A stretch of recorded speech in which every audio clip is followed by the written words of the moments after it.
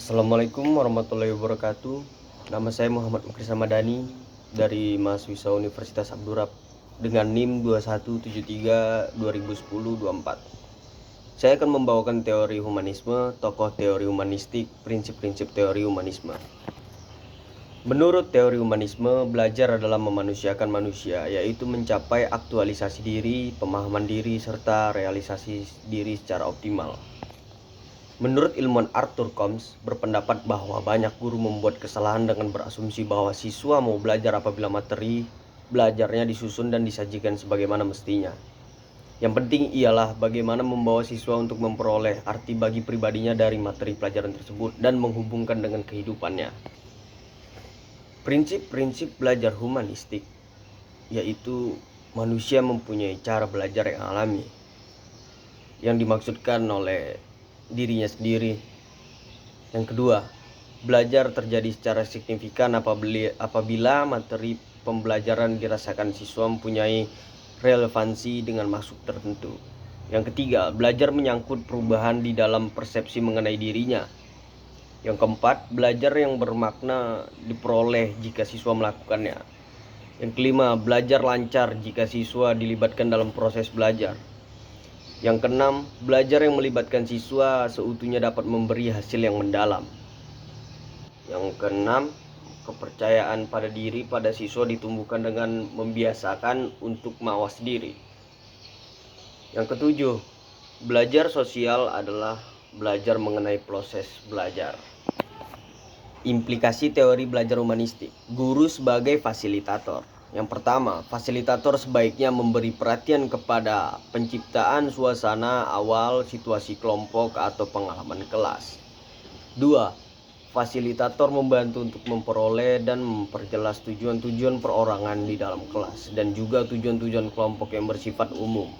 Yang ketiga, dia mempercayai adanya keinginan dari masing-masing siswa untuk melaksanakan tujuan-tujuan yang bermakna bagi dirinya sebagai kekuatan pendorong yang tersembunyi di dalam belajar yang bermakna tadi. Yang keempat, dia mencoba mengatur dan menyediakan sumber-sumber untuk belajar yang paling luas dan mudah dimanfaatkan para siswa untuk membantu mencapai tujuan mereka. Yang kelima, dia menempatkan diri sendiri sebagai suatu sumber yang fleksibel untuk dapat dimanfaatkan oleh kelompok. Implikasi teori belajar humanistik. Guru sebagai fasilitator.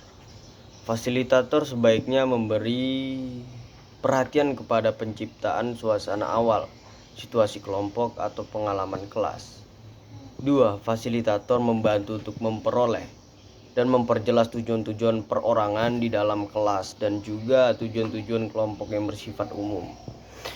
Yang ketiga, dia mempercayai adanya keinginan dari masing-masing siswa untuk melaksanakan tujuan-tujuan yang bermakna bagi dirinya sebagai kekuatan mendorong yang tersembunyi di dalam belajar yang bermakna tadi. Yang keempat, dia mencoba mengatur dan menyediakan sumber-sumber untuk belajar yang paling luas dan mudah dimanfaatkan para siswa untuk membantu mencapai tujuan mereka. Yang kelima, dia menempatkan dirinya sendiri sebagai suatu sumber yang fleksibel untuk dapat dimanfaatkan oleh kelompok. Sedikit tambahan dari saya menurut Carl L. Rogers, yaitu menurut Rogers yang terpenting dalam proses pembelajaran adalah pentingnya guru memperhatikan prinsip pendidikan dan pembelajaran, yaitu 1. Menjadi manusia berarti memiliki kekuatan yang wajar untuk belajar. Siswa tidak harus belajar tentang hal-hal yang tidak ada artinya. Yang kedua, siswa akan mempelajari hal-hal yang bermakna bagi dirinya. Perorganisasian bahan belajaran berarti mengorganisasikan bahan dan ide baru sebagai bagian yang bermakna bagi siswa. Yang ketiga, perorganisasian bahan pelajaran berarti mengorganisasikan bahan ide baru sebagai yang bermakna bagi siswa. 4. Belajar yang bermakna dalam masyarakat modern berarti belajar tentang proses. Sekian dari saya, mohon maaf jika ada salah kata. Wassalamualaikum warahmatullahi wabarakatuh.